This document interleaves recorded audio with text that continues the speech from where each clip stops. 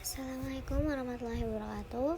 Saya Hasanah Nurlela dari Akuntansi Syariah A semester 5. Di sini saya akan menyampaikan sedikit materi tentang akuntansi transaksi dalam laporan keuangan daerah. Di sini ada beberapa poin. Yang pertama ada laporan arus kas dan entitas pelaporan keuangan. Yang kedua, akuntansi pendapatan dan belanja daerah. Yang ketiga, akuntansi pembiayaan dan beban daerah. Yang keempat, akuntansi surplus atau defisit dan pos luar biasa. Dan yang terakhir, akuntansi aset dan akuntansi kewajiban. Laporan arus kas dan entitas pelaporan keuangan. Laporan arus kas menyajikan informasi mengenai sumber, penggunaan, perubahan kas, dan setara kas selama satu periode akuntansi, saldo kas, dan setara kas pada tanggal pelaporan. Laporan arus kas hanya disusun oleh Bendahara Umum Daerah untuk seluruh transaksi di tingkat Pemda. Laporan arus kas dapat dipandang sebagai laporan yang menjelaskan perubahan posisi kas di neraca, sehingga saldo akhir kas di neraca tentu harus sama dengan saldo akhir kas menurut laporan arus kas. Penyajian laporan arus kas dan pengungkapan yang berhubungan dengan arus kas diatur dalam PSAP nomor 3 tentang laporan arus kas. Entitas pelaporan adalah unit pemerintahan yang terdiri dari satu atau lebih entitas akuntansi yang menurut ketentuan peraturan perundang-undangan wajib menyampaikan laporan pertanggungjawaban berupa laporan keuangan. Entitas pelaporan yang dimaksud terdiri dari pemerintah pusat, pemerintah daerah, dan yang terakhir satuan organisasi di lingkungan pemerintah pusat atau daerah organisasi lainnya.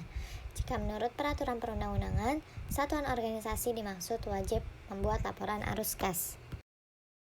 Akuntansi pendapatan daerah. Peraturan Pemerintah Nomor 24 Tahun 2005 tentang standar akuntansi pemerintahan memberikan deskripsi yang cukup jelas mengenai pendapatan. Dalam peraturan pemerintah ini disebutkan bahwa pendapatan adalah semua penerimaan rekening kas umum negara atau daerah yang menambah ekuitas dana lancar dalam periode tahun anggaran yang bersangkutan yang menjadi hak pemerintah dan tidak perlu dibayar kembali oleh pemerintah.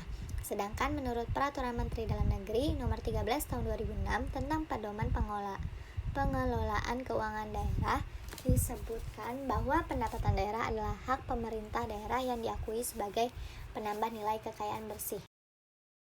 Akuntansi pendapatan daerah (SKPD).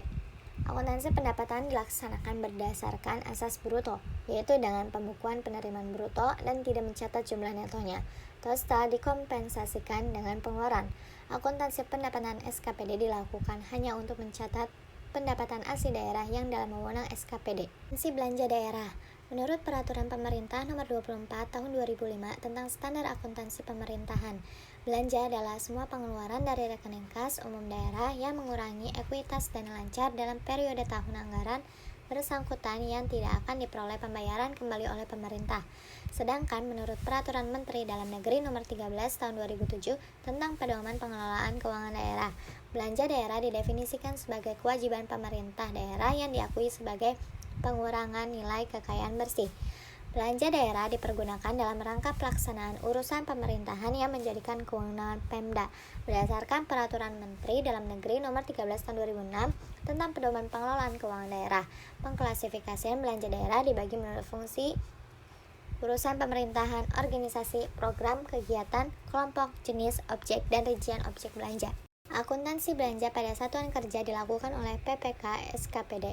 Akuntansi belanja pada satuan kerja ini meliputi akuntansi belanja uang persediaan, ganti uang persediaan, tambahan uang persediaan, dan akuntansi belanja langsung.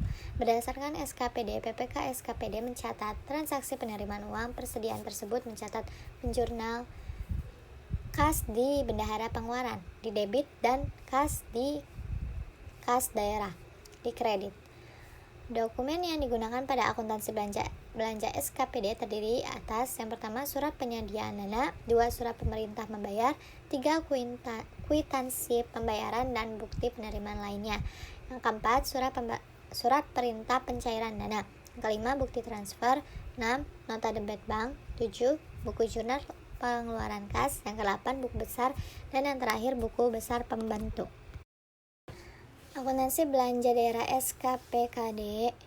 Akuntansi belanja SKPKD adalah perlakuan akuntansi untuk belanja bunga, subsidi, hibah, bantuan sosial, belanja bagi hasil, bantuan keuangan dan belanja tak terduga. Fungsi akuntansi SKPKD menerima SP2D dari kuasa BUD. Berdasarkan SP2D terkait fungsi akuntansi SKPKD, mencatat transaksi ke buku jurnal. Akuntansi pembiayaan daerah. Akuntansi pembiayaan SKPKD adalah perlakuan akuntansi untuk penerimaan dan pengeluaran pembiayaan, seperti dana cadangan, pinjaman, dan utang. Yang pertama, penerimaan pembiayaan. Penerimaan pembiayaan dapat berupa penggunaan silpa tahun lalu, pencairan dana cadangan, hasil penjualan kekayaan daerah yang dipisahkan, penerimaan pinjaman daerah, penerimaan kembali pemberian pinjaman daerah, dan penerimaan piutang daerah.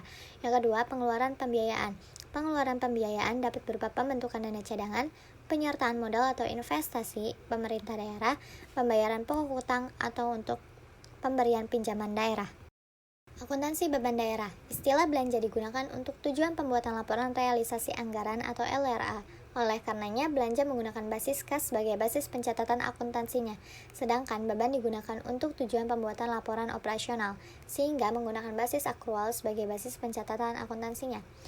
Beban diakui dan diukur berdasarkan yang pertama, besaran terjadi konsumsi suatu aset, barang atau jasa, besaran timbulnya kewajiban, dan taksiran yang handal atas penurunan manfaat ekonomi dari suatu aset atau potensi jasa.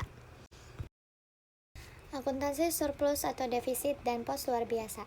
Yang pertama, surplus atau defisit dari kegiatan operasional. Surplus dari kegiatan operasional adalah selisih lebih antara pendapatan dan beban selama satu periode pelaporan. Defisit dari kegiatan operasional adalah selisih antara pendapatan dan beban selama satu periode pelaporan. Selisih lebih atau kurang antara pendapatan dan beban selama satu periode pelaporan dicatat dalam pos surplus atau defisit dari kegiatan operasional. Yang kedua, ada surplus atau defisit dari kegiatan non-operasional. Pendapatan dan beban yang sifatnya tidak rutin perlu dikelompokkan tersendiri dalam kegiatan non-operasional, termasuk dalam pendapatan atau beban dari kegiatan non-operasional antara lain surplus atau defisit penjualan aset non-lancar, surplus atau defisit penyelesaian kewajiban jangka panjang, dan surplus atau defisit dari kegiatan non-operasional lainnya. Selisih lebih atau kurang antara surplus defisit dari kegiatan operasional dan surplus atau defisit dari kegiatan non-operasional merupakan surplus sebelum pos luar biasa. Yang ketiga, ada surplus atau defisit LO, adalah penjumlahan selisih lebih atau kurang antara surplus atau defisit kegiatan operasional, kegiatan non-operasional, dan kegiatan luar biasa.